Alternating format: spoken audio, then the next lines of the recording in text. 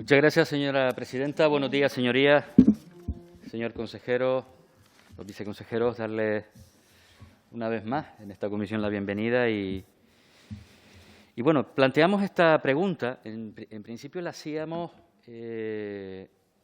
esta comparecencia, allá por el mes de septiembre, octubre, antes incluso de la celebración de la Cumbre Mundial del Clima. Inicialmente iba a ser en Chile, posteriormente se desarrolló en Madrid del 2 al 13 de diciembre. El objetivo era saber los principales objetivos que se planteaban. Ha pasado casi un año después de aquella cumbre y creo que es necesario hacer una revisión de la misma con carácter general, porque cuando hablamos de cambio climático tenemos que hacerlo desde una visión absolutamente global. Podemos hacerlo muy, muy mal aquí, que si el resto del mundo lo hace bien probablemente nos beneficiaremos, o a la inversa. Podemos hacerlo excepcionalmente bien aquí, que si el resto no se pone a la tarea, desgraciadamente, nos va a afectar. Por tanto, conocer el impacto, algunas de las conclusiones, la evolución de algunos de los acuerdos que en esa cumbre se pusieron o se tomaron con carácter general, pero de manera muy específica los compromisos que Canarias obtuvo en aquella Cumbre Mundial del Clima. Fruto de muchas reuniones, fruto de encuentros con distintos organismos, con distintas instituciones, en concreto el Gobierno de Baleares, el Gobierno del País Vasco, pero también con representantes del Gobierno de España, con entidades privadas. En definitiva, multitud de reuniones por parte de la delegación que desde Canarias fue hacia allá, no solo Gobierno de Canarias, sino de otras instituciones, también cabildos, ayuntamientos, pero conocer un poco en algunos de los acuerdos que en aquella cumbre se tomaron y, sobre todo, como decía, la situación a día de hoy, casi un año después. Algunas de las declaraciones antes de ir a la cumbre, en las que se marcaban los objetivos que el Gobierno de Canarias se planteaba con respecto a la misma, pues estaba la solicitud, intentar impulsar por parte de la ONU la ubicación en Canarias de un centro de excelencia de cambio climático de territorios archipielagicos. Creo que era una plataforma excepcional colocar a Canarias en ese marco.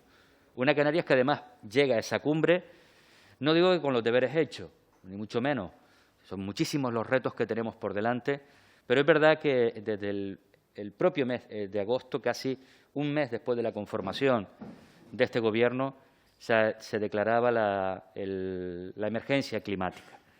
Una cuestión de, claramente, orientando las prioridades de este Gobierno, marcando la acción, por tanto, transversal de todas y cada una de las áreas, estableciendo esas prioridades y, obviamente, una declaración de intenciones importantísima. Intenciones que luego, posteriormente, tendrán que ir transformándose en acciones concretas. Lo fue pocos meses después en los primeros presupuestos, con partidas relevantes en materia de inversión, en creación de distintos órganos que ayuden a impulsar los principios y las resoluciones de esa declaración de emergencia climática. Lo es la elaboración del proyecto de ley de cambio climático que en breve probablemente tendremos ya en esta Cámara también, fundamental esa ley. Pero nos gustaría, como digo, pues aterrizar de una forma más concreta en los hechos, en los compromisos, en algunos de los hitos alcanzados en aquella cumbre. Decía que se hablaba de esa posibilidad de ubicar en Canarias ese centro de excelencia. Se iba a hacer un esfuerzo importante por parte de la Consejería también en ese marco, en el ámbito del turismo, en colaboración con la Consejería de Turismo, de trasladar un mensaje, el mensaje erróneo del miedo a volar y de cómo Canarias podría contribuir en una emisión, digamos, una contribución neta en cuanto a su destino turístico desde el punto de vista de emisiones de gases de efecto invernadero, o también los importantes proyectos que desde la Consejería de Economía, en definitiva, el Gobierno de Canarias, se estaban impulsando con África en materia de lucha climática. Eran algunos de los aspectos que, como decía, se planteaban. También estaba la promesa del presidente de España, en aquel instante, de ubicar en Canarias un observatorio de cambio climático. No sé si hubo oportunidad, era justo en esas fechas cuando se hablaba de este aspecto, de profundizar en esa cuestión en el marco de esta cumbre. Son muchísimas otras cuestiones. en la segunda intervención plantearé objetivos y hechos concretos, finalizo ya, sobre algunas de las reuniones que se plantearon y a día de hoy en qué fase están, pero sí me gustaría conocer en cierta medida pues alguno de esos hitos que ya se presentó en este Parlamento, pero en qué situación están un año después, siendo conscientes de las dificultades que ha supuesto la pandemia del COVID. Gracias, señor Campos. Muchas gracias, señora presidenta. Algunos de los que me precedían han planteado 3 cuestiones que creo que son fundamentales. Estábamos ante la 25 edición de esta Cumbre Mundial del Clima. Desgraciadamente, y es cierto, en 25 ediciones las expectativas en todas y cada una de ellas siempre fueron altas y la sensación un poco de fracaso en algunas ocasiones o un cierto sabor agridulce a la finalización de las mismas ha sido el referente. Esta cumbre tenía, también es cierto, un lema, tiempo de actuar. Yo creo que estamos a tiempo de actuar, aunque quizás estemos llegando tarde. Pero es verdad que es tiempo de actuar y creo que ahora mismo estamos en unas condiciones mejores que hace unos años.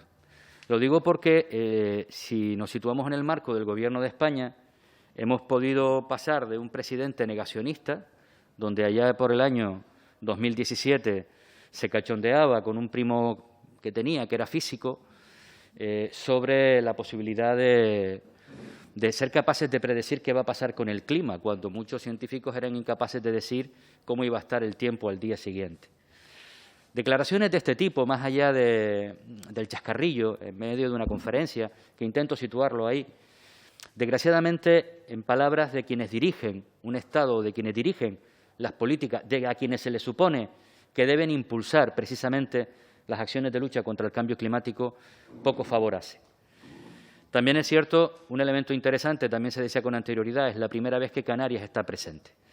Yo creo que eso también supone un giro y es tiempo de actuar, un nuevo tiempo en el que por fin el Gobierno de Canarias da un paso adelante para estar presente en algo donde se juega muchísimo, donde se lo juega prácticamente todo, como es el cambio climático.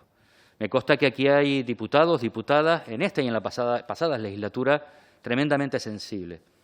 Decía el señor David de la Hoz que acudía a esa cumbre en el año 2017 con una persona que en aquel momento era responsable de un observatorio y que incluso durante esa legislatura pasada presentaba la dimisión por falta de compromisos por parte del Gobierno de Canarias. Creo que estamos en un tiempo nuevo y, sobre todo, ahora toca mirar adelante. Porque lo más importante es que en este instante todos los grupos parlamentarios de esta Cámara, sin excepción, están claramente comprometidos con esta tarea. Afortunadamente, no vivimos la realidad de otros territorios o incluso del Congreso de los Diputados, donde hay auténticos terraplanistas, negacionistas del cambio climático instalados y lanzando mensajes tremendamente peligrosos.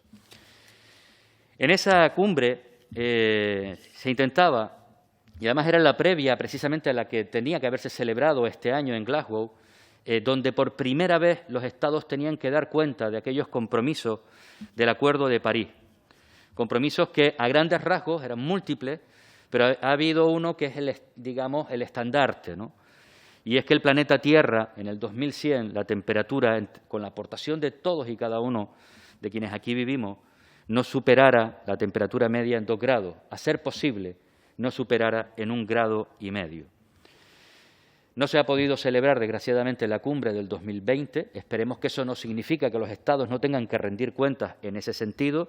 Y ahí es importante conocer también cuál va a ser la aportación de Canarias en el marco de la aportación del Estado español a esa tarea, a esa contribución. Se planteaban en esta cumbre una serie de objetivos previos con carácter general.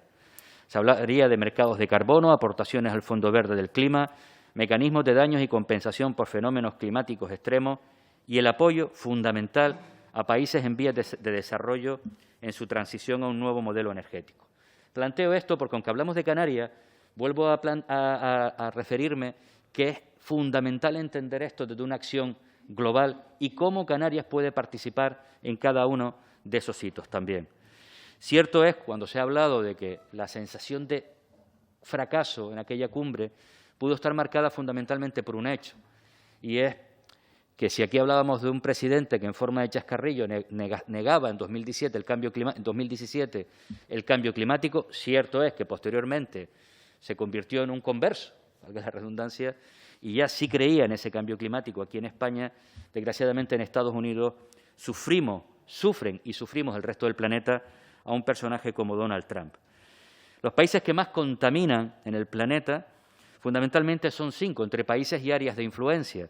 China con cerca del 27%, Estados Unidos con el 13%, la Unión Europea con el 9%, la India con 7% y Rusia con el 4,6%. En aquel momento China e India se comprometieron a alcanzar los niveles de compromiso que se le exigía para el 2030 por parte de los acuerdos de la ONU. Estados Unidos en ese instante se sale del Acuerdo de París. Sin duda una malísima noticia.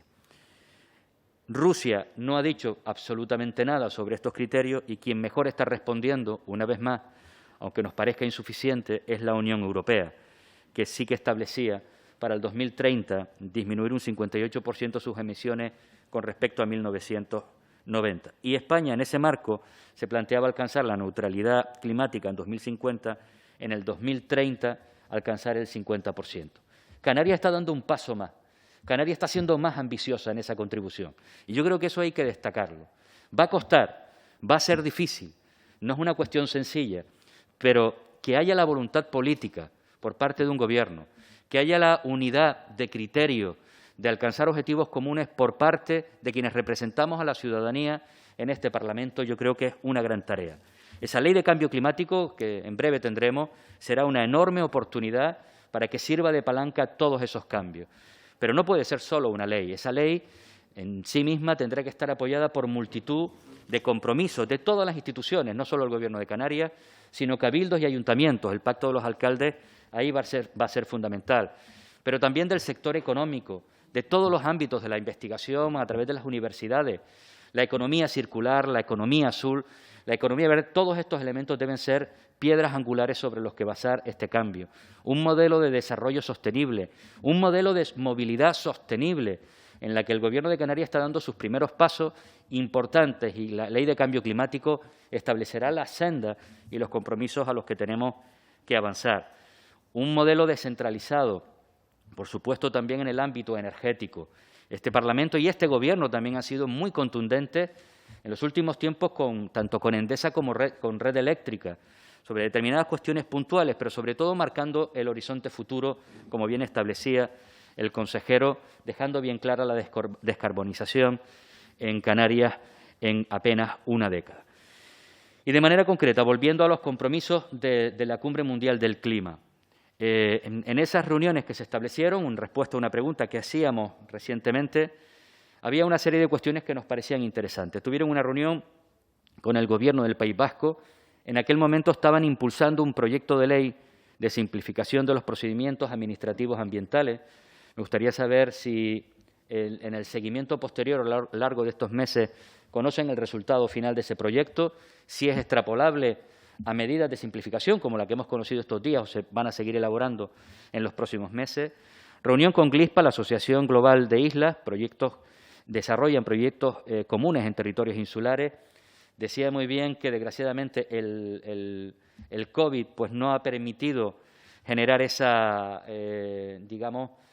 feedback necesario, pero que había una intención clara por parte del Gobierno de Canarias de incorporarse. Se iba a celebrar en el mes de noviembre, con la participación del Gobierno de Canarias, el Congreso Nacional de Medio Ambiente. No sé si eso sigue en marcha, aunque sea de manera virtual. Y algo muy importante.